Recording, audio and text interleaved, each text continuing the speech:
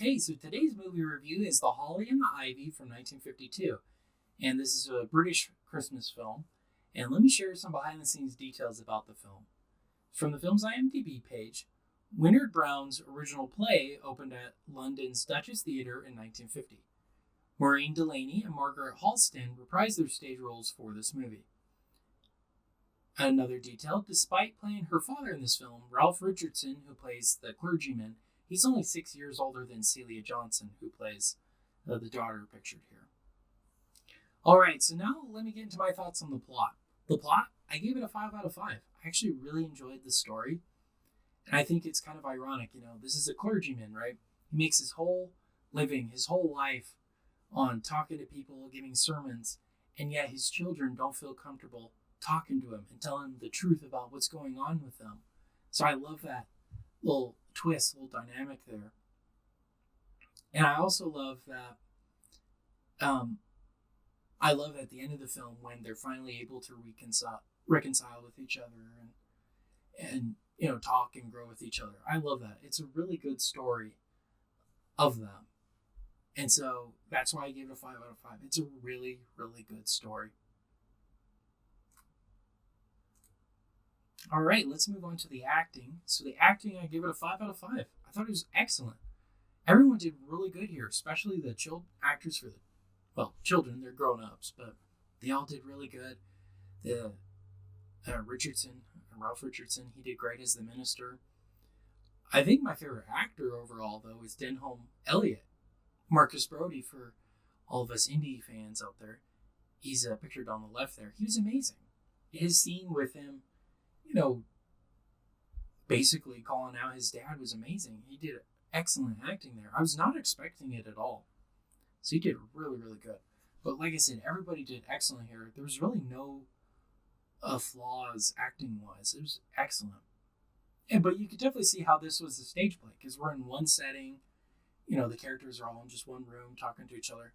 It definitely felt like that for sure. All right, let's move on to the directing. So the director, his name is George Moore O'Farrell. I never heard of him before this film.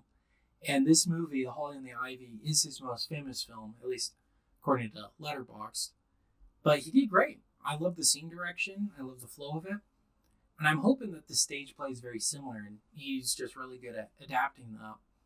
But, the characters' interactions with each other was very interesting. Like I said, this is based off a play.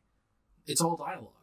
Nothing really happens if you think about it. The tension you could feel, though, in the room with everybody not really telling the truth to each other is amazing.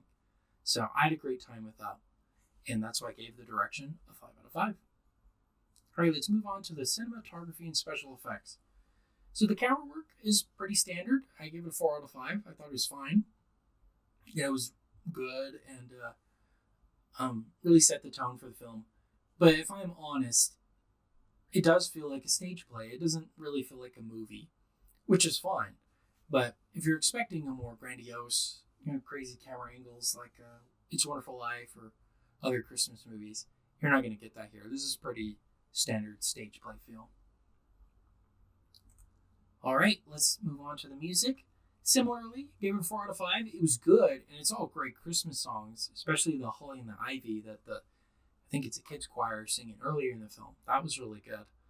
But there wasn't really any music written for the film, if that makes sense. Like no score or anything like that. It's just all the music that we all love and know already.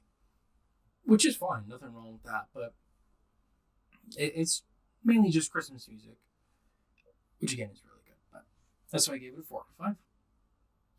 All right, so tallying that all up, that brings my Letterboxd score to a 4.6 out of 5, which I'm rounding to a 5 out of 5, just barely.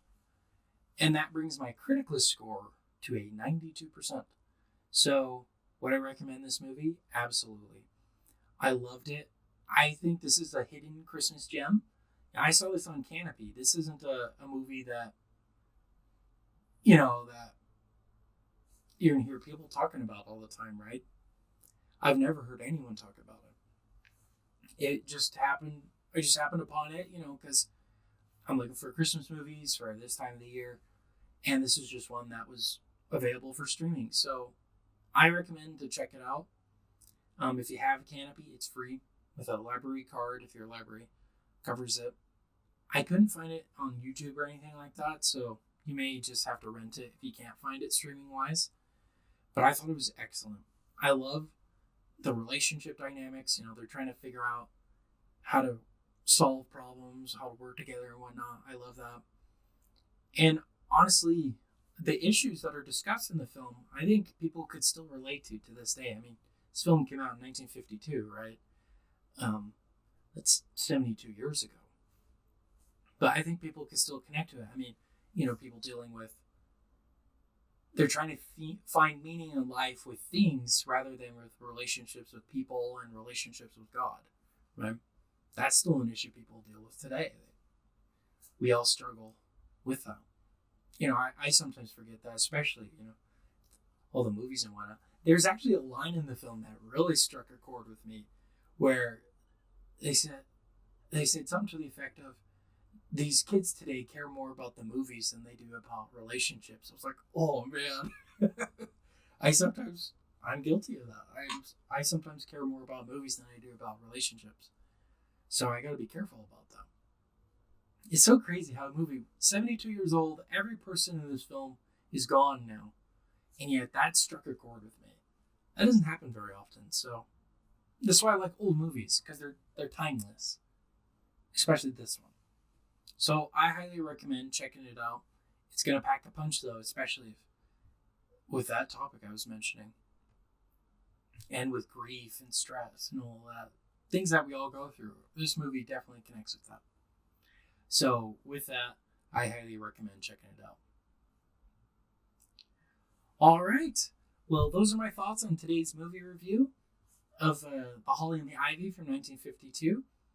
And that's today's movie review.